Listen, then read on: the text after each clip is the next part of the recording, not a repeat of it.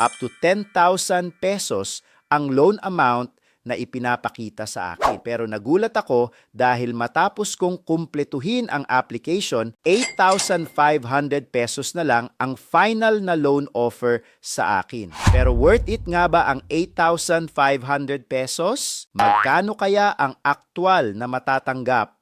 At magkano naman ang total na kailangan mong bayaran? Yun ang pag-uusapan natin sa video na ito, kaya keep watching. Welcome dito sa Usapang Utang. Ako si Kuya Jun. Ngayon, pag-usapan natin ang legitimacy ng app na ito. Sa Google Play Store, makikita natin na ang developer ng Mopeso ay Maggono Financing Company Incorporated. Base sa research ko, ang kumpanyang ito ay SEC registered at may Certificate of Authority number na 1225. Kaya legal silang nakarehistro bilang financing company sa Pilipinas. Isa pa sa magandang nakita ko ay submitting entity din sila sa Credit Information Corporation o CIC. Ibig sabihin, maaari silang mag-submit ng loan records ng kanilang borrowers sa CIC.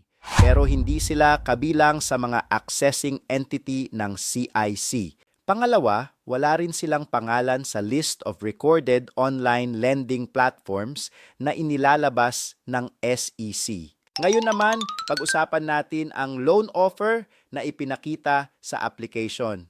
Sa homepage pa lang ng app, mapapansin na agad ang 10,000 pesos. Ito rin ang unang amount na makikita sa dashboard, kaya maaaring isipin ng ibang users na ito agad ang magiging available na loan sa kanilang account. Pero matapos kong kumpletuhin ang registration, ilagay ang lahat ng kinakailangang impormasyon at matapos ang verification process, iba ang lumabas na offer. 8,500 pesos. Bukod pa rito, may iba pang loan products na available tulad ng 1,000 pesos. Pag-click ko sa 8,500 pesos, ito agad ang makikita.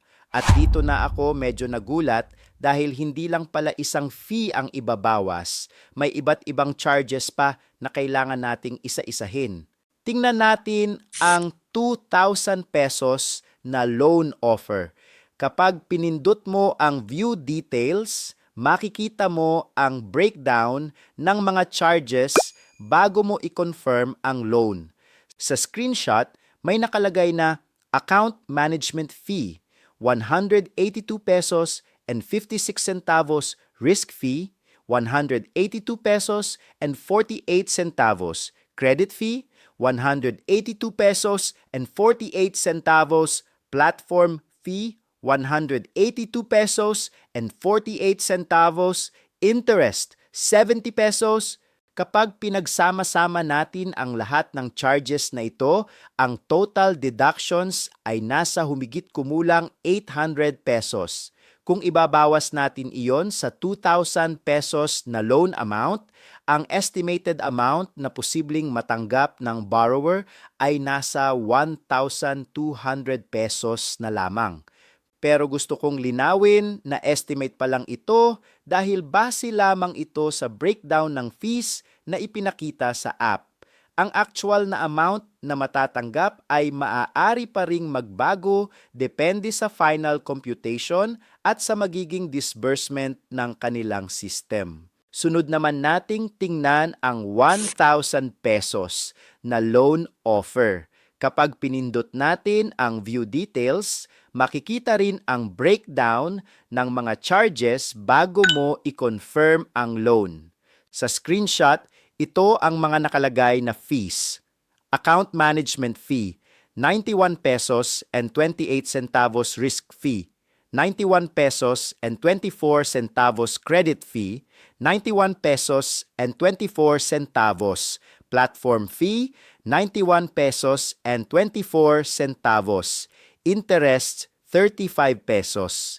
Kapag pinagsama-sama natin ang lahat ng charges na ito, ang total deductions ay nasa humigit kumulang 400 pesos. At para sa akin, hanggang dito na muna ang application ko sa Mopeso. Matapos kong makita ang iba't ibang fees, deductions, at ang buong breakdown ng mga charges, hindi ko na itinuloy ang pag-loan. Hindi ko sinasabing huwag kayong mag-apply dahil nasa bawat isa pa rin ang desisyon. Tandaan, hindi porket approved ka ay kailangan mo na agad tanggapin ang loan offer. Mas mahalagang maintindihan ang total fees, total interest, loan term, at ang kabuuang halaga na kailangan mong bayaran. Minsan kasi, sa sobrang saya natin na na-approve, nakakalimutan na nating tingnan kung magkano talaga ang magiging kapalit nito. Kaya bago umutang, siguraduhin mong kaya mo itong bayaran sa tamang oras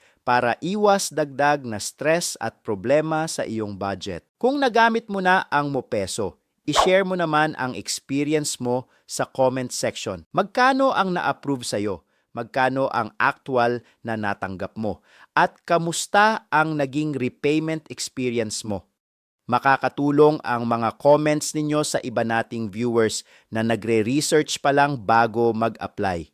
Kung naging helpful ang video na ito, huwag kalimutang i-like, mag-subscribe, at i-click ang notification bell para updated ka sa mga susunod nating loan app reviews. Maraming salamat sa panonood. Ako si Kuya Jun at magkita-kita tayo sa susunod na video dito sa Usapang Utang.